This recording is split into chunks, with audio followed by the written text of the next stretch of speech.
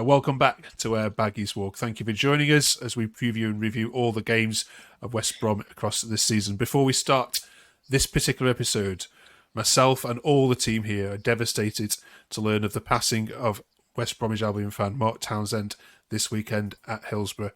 No one should go to a game and never come home, and we on this channel pay tribute to Mark, and all our thoughts are with Mark's loved ones and all his family and friends on his tragic passing this weekend. There will be, rightfully, we believe, the club marking the occasion of this Tuesday's game, and of course we salute all the people involved with helping Mark during what was a very sad occasion this weekend. Godspeed, Mark. Good blessings, and all our thoughts go out to your friends and family. Welcome to our Baggies Walk. This is a 20-minute review of all things West Brom, and we'll roll the titles and get into the football.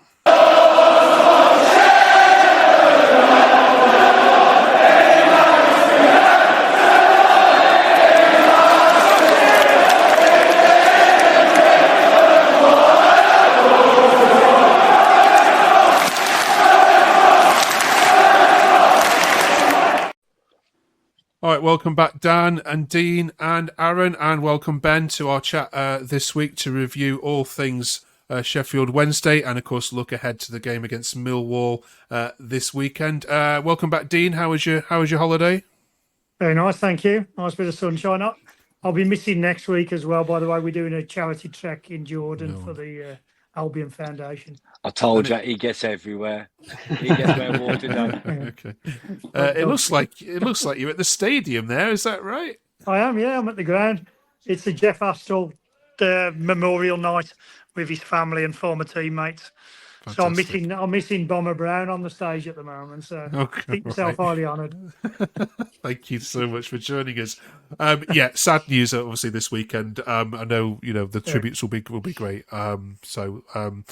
Credit to West Brom fans as well for everything that they've done. Let's jump into the game against Millwall first, because of course it's a double header this weekend. We don't know the result for midweek, so we can't comment on that. We will talk about Wednesday in a second. But Aaron, for you, is it a straightforward game at home this weekend against Millwall, or do they pose a bit of a threat than what they usually do? Well, I mean, Millwall are typical. They're a typical team. I mean, they have one direct style of play, and you know what to expect from Millwall usually. I haven't seen too much of them this season. I know they've done fairly well for a decent Millwall side. But I mean, I'm expecting big men. I'm expecting long balls. I'm expecting a tough game, if I'm honest. I mean, I'd like to think we'd be able to play them off the park like we would against any other team, but Millwall are a different category of team, and you have to respect that. Yeah, they're right at the top for touches in the opposition's box and big chances, and they aren't playing long ball football. They're playing stuff on the ground, and it's looking really good. Before we move on, we're asking you to name 3 players that have played for Millwall and the Baggies. Can you decipher these, JR, SM and SJ, and we will come back to ask these guys for their views on that at the end of the video. Welcome, Ben, to the Baggies. The Baggies Walk. What have you made of your team's start to the season? Obviously really positive. Played 5, played 6, won 5, drew 1 before the weekend. You can't really have any complaints with that. Style of football still really good. Had a decent summer despite the restrictions. I think the widestream media, I've got it down as Carlos working a miracle, but I do think our squad is probably stronger than it was last season. I think the style of play is slightly different as well. We are moving the ball a bit quicker. You're controlling games a lot better, which has been evident in those positive results so far. You say we can't moan, but this lot generally do. Let's go to the king of them, Dan. Let's talk about Sheffield Wednesday now for you. Then, it's okay to lose an unbeaten run, isn't it? But in that manner, was that something surprising? I mean, if you judge it on the first half, then yeah, we were shocking, poor all over, giving the ball away, sloppy mistakes. no idea why Palmer was more or less on the edge of his 18-yard box and gets beaten with like a looping header. But then you have to look at like the back four. They probably could have dealt with that long ball. Like, just too many misplaced passes in the middle of the park. I think Diakite was at fault for some of them. John Swift, apparently he was like the man of the match from our end, but I'm not sure who said that. But yeah, it was just mistakes everywhere. But then, to be fair, we did turn it around in the second half. We were a hell of a lot better, and I think it just a lapse in concentration at the very end, just to again give the ball away, and they got the other end and score just after we've equalised. Normal service resumed, isn't it? It does feel better now. It does feel better to have a good old moan. Dean, you're a very positive guy on here, but can I ask you about that? That goal that Dan's described, the looping header that goes over Palmer. I mean, I don't know much about goalkeeping, but I rarely see a goal scored from a header from the forward on the edge of the box that then is a header that loops over a goalkeeper into the back of the net. That's schoolboy error, isn't it, on Palmer's part? Is. I mean, I was a goalkeeper myself when I was younger, and yeah, I'd have been disappointed with that. He has got clangers in him, Palmer. Some of his kicking distribution is dreadful. But if he was any better than he is, he wouldn't be playing for the Albion. So he's not. It's right. He's not a bad keeper all around. So we'll give him the odd clanger. Okay. Yeah. Aaron, what was your view on the game?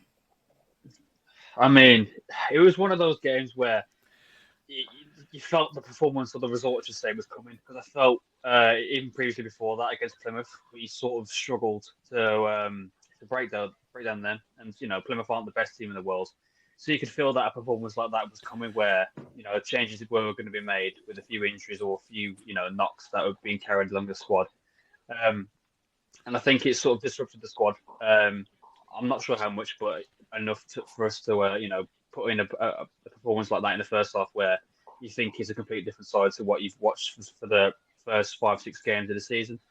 It was, like I say, it was one of those where it was going to come eventually. I mean, I've said before that I could see us going unbeaten for the whole season, but now we've had a performance like that where we're on the end of a drubbing, what could have been a drubbing. I'm much more level-headed now, so a decent, I'm just not expecting that to happen again, hopefully. Okay.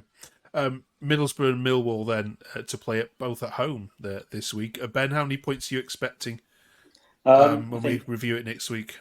I think given our home record, you've got to be looking at 6 points. I haven't seen much of Middlesbrough. I don't think they're pulling up any trees at the minute. Like we said before, Millwall, aren't they? You know what you're going to get. They're a physical side, but so are we. We've got some big lads in there to really put ourselves about. So you've got to be looking at 6 points. All right. Well, social media had its view on the players which weren't performing and who should be left out. You can imagine it wasn't at all pretty. Let's have a look at some of those takes and see if you agree with them. And do drop us a comment below whether you think these are bang out of order or spot on. This is Rate My Take.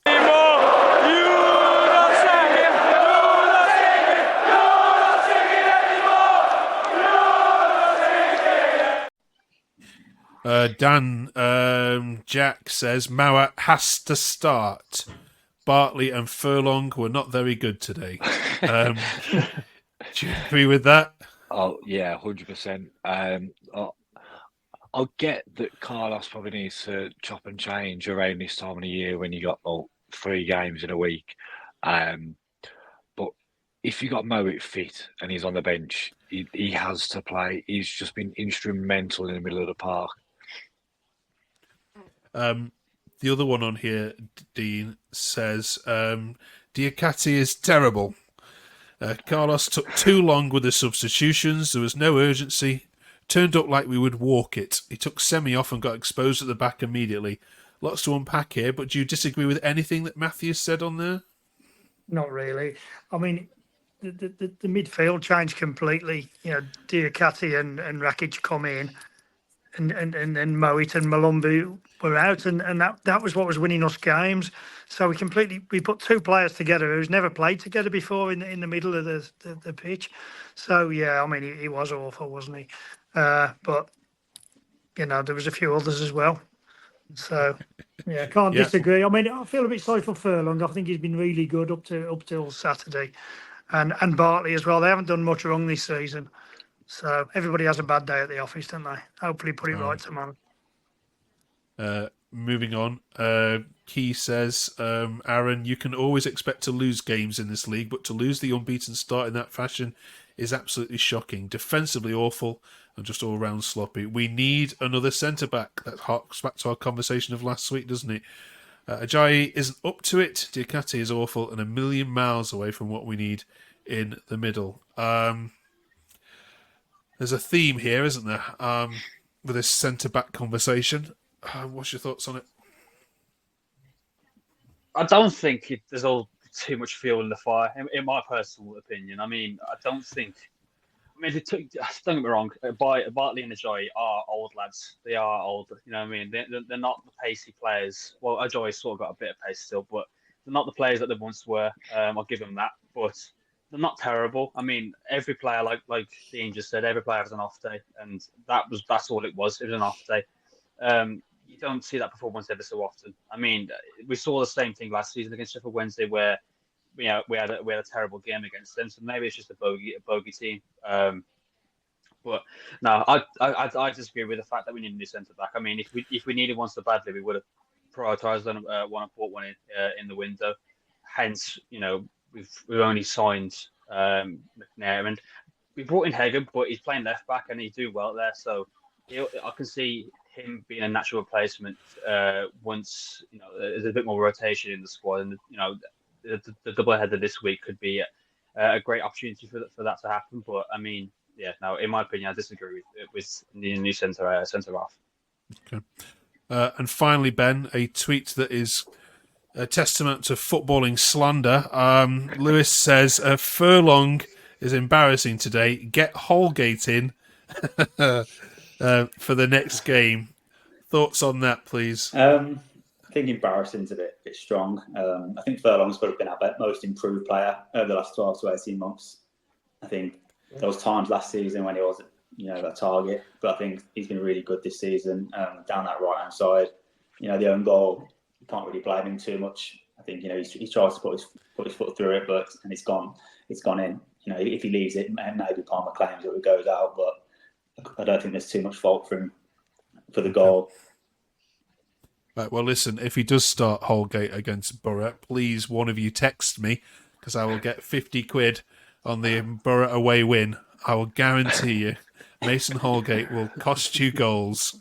I thought he was your favourite player, mate. Absolutely. I'm so glad you took him off Everton's hands. I have to watch him in a blue shirt ever again. My God. Right. All right, let's go back then to the players that have played for both Millwall and Baggies. We had JR and SJ. Any of you want to shout out for them? Sam Johnson, is that the SJ? Sam Johnson would be spot on, yeah. And JR? Jason Roberts, yeah. We had SM on there, which was Scott Malone, but Dean, you want to query that, yeah? Right. Well, He's never played for the first team, that's for sure.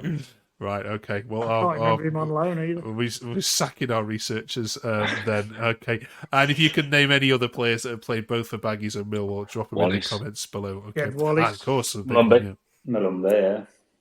All right. Making our research look bad here. If you want a job in our research team, drop us an email. Right, let's get your September Player of the Month, and then we shall let you go. Ben, kick us off. The Player of the Month for September for West Brom should be... I'm going to go Josh Madger. Simple one. The goals. Nice and easy. Aaron? I would have gone with Alex Mowat. I think he's making that position his own, and the fact that he dropped out the team against Sheffield Wednesday, you could tell he's a player that we actually need to play well and win games. So yeah, it's got to be Mowat.